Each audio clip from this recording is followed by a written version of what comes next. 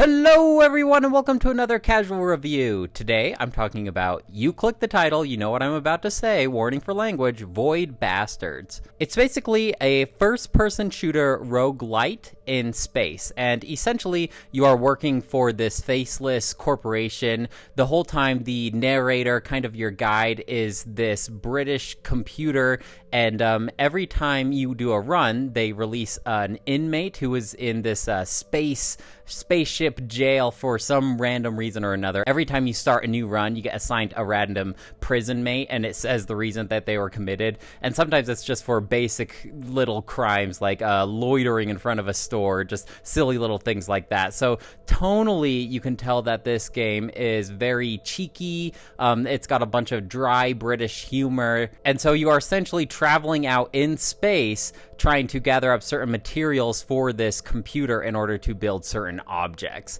Basically, you are just trying to get registered into the system with HR or some nonsensical thing like that. So you aren't trying to save the world at all. There are space pirates around that can really mess up your run if they collide with you, because then they will follow you. And anytime you decide to land on a certain spaceship to gather up resources or something like that, the challenge is very, very difficult. Their survival basically depends on you not obtaining your goal of reaching out to HR. The controls remind me a lot of old Bioshock 1 and 2. I think I saw in a trailer for this game that it was made by one of the creators for Bioshock, so that makes sense.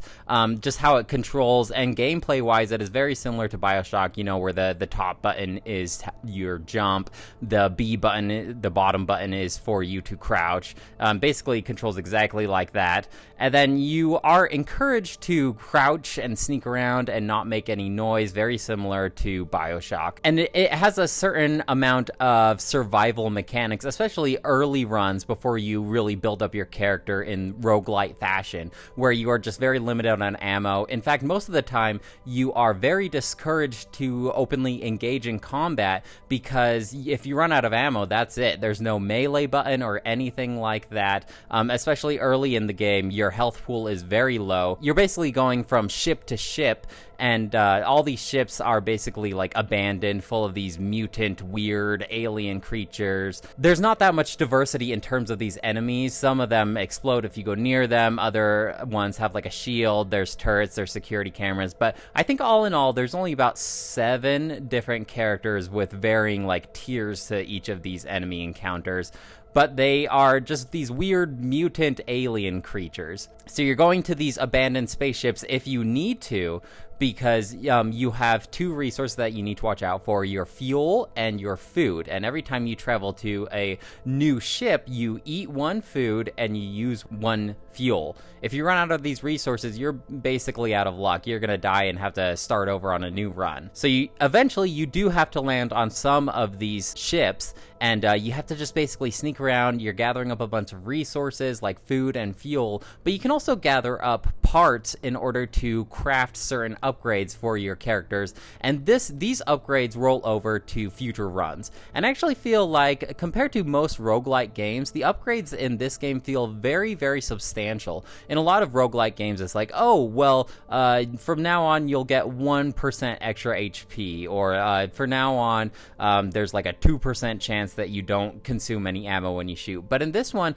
it's very, very there are some very, very good upgrades, and you can even unlock guns that you always keep no matter what. So your weapon start out is not random. However, the amount of ammo that you get at the beginning of each run is random. So if you have a certain weapon that you like, let's say it's like this shotgun equivalent that shoots staplers all over the place. Let's say I really like that gun. There's a chance that I might not get any stapler ammo for that gun at the beginning of the run. I'll just have to hope that I find that certain ammo when I am scrounging around on these abandoned spaceships. So there is a random element to that. Now, the other random element is every time you get assigned randomly one of these characters, there's a certain gene that each characters have. These can be varying from okay to pretty bad. Some of them are really bad. There's one where you just have peripheral vision, so it's just around the edge of your screen is completely black. One makes it so your guy just randomly constantly coughs, so you're just making noise wherever you go and just alerting all the enemies of your presence. Some of them are actually pretty good though, like on your mini map it will show the location of turrets or security cameras. And granted, there are ways to switch up your gene in the run, so it just kind of depends if you really like the runs that can just really screw you over no matter what, or you might get like a really good run. It's just very random, especially the spaceships themselves are random. Now, the layout for the spaceships are similar to the enemies inside these spaceships, where I feel like there's only maybe 4 different layouts. However, the attributes in these spaceships are always random, so sometimes there will be just random fires all over the place. Sometimes there will be a ton of portals that just create more and more enemies. Sometimes there's a boss roaming around in this spaceship. So these different varying effects can mix up the gameplay quite a bit, but as far as the ship layout itself, you know what to expect after your first couple runs. However, the location of the items in these spaceships is also random, and that's one of my complaints. Is I felt like I was constantly referring to the map to figure out where to go, what kind of items I want.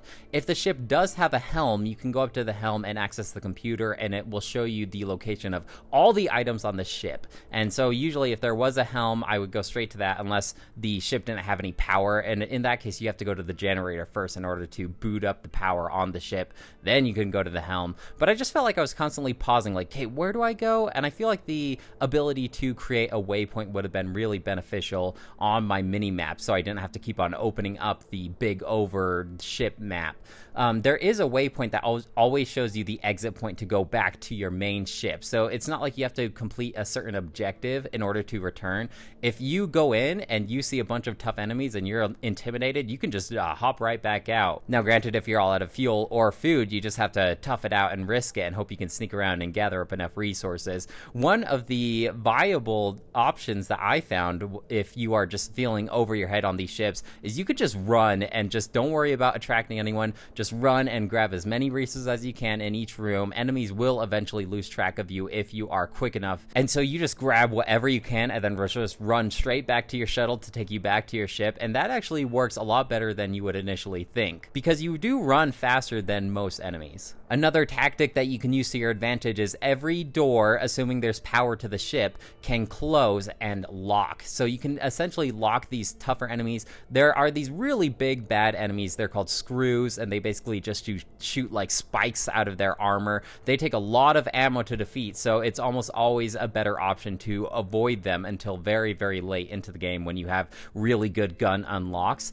But most of the time you can like bait them into these corridors and lock them in, so you don't have to worry about them ever again. The enemies themselves have a lot of repeated dialogue. I felt like each unique individual enemy would just say the same thing over and over again. Another language warning, I just want to say that there are a lot of F-bombs dropped in this game, so if you are sensitive to that type of strong language, I would just veer clear of this. You probably already know that, though, if you saw the game's title. But with a roguelike like this, I feel like you need to really mix up the dialogue. It was funny at first with that dry humor, that dry British humor, Cockney accent type of dialogue, but it just got very repetitive, especially because you encounter the same enemies over and over again. I think one of the biggest draws to this game, though, I don't know why it's taken me this long to talk about it, but it has a very cool comic booky kind of style, you know? Like, Borderlands always, like, all of their characters and buildings and objects have this big black border around them, and I felt like this took the idea to the next level, because Borderlands still had this detailed texture on their objects, but in this one it's just flat colors. It just looks right out of a page of like the back of a cereal box comic book kind of aesthetic, and I think it looks really nice, and I never really got tired of this. Even the cutscenes themselves are laid out like a comic book to kind of tell you what's going on. Like every time you finally build an object the computer wanted you to build, you'll get this little comic strip of that object failing in one way or another, and the reason that you need to go out and get the next object. How does this game run on the Nintendo Switch, you ask? Well, not great, and I feel like this isn't necessarily strictly for the Nintendo Switch, because I've seen gameplay on PCs too, and this game drops hard in frames. I want to say every time I go into a ship, it will straight up freeze for like 3 to 5 seconds. It would happen quite a lot, and it would be quite distracting and very, very noticeable. I even had a couple of hard crashes as well, 2 or 3 of those. Not that big of a deal because it saves every time you get out of a spaceship, so it was just more of a minor inconvenience, but it's not well optimized for the Nintendo Switch. It's very, very dark too. I was playing handheld on the Switch, and I felt like I had to up the gamma of the settings all the way. That definitely helped a lot, and I would recommend doing that if you are having difficulty seeing in this game. I think they meant for the aesthetic of it to be very dark. You know, you're in these failing spaceships, a lot of flashing, stuttering lights and things like that. There's even a setting that you can trigger in these randomly optimized spaceships where it is just completely dark and you can only see about like 3 feet ahead of you. So I get that that is a gameplay choice, but when that is not one of the effects of the spaceship, I just need to be able to see where what's going on, where that security camera is that's beeping at me, you know. So definitely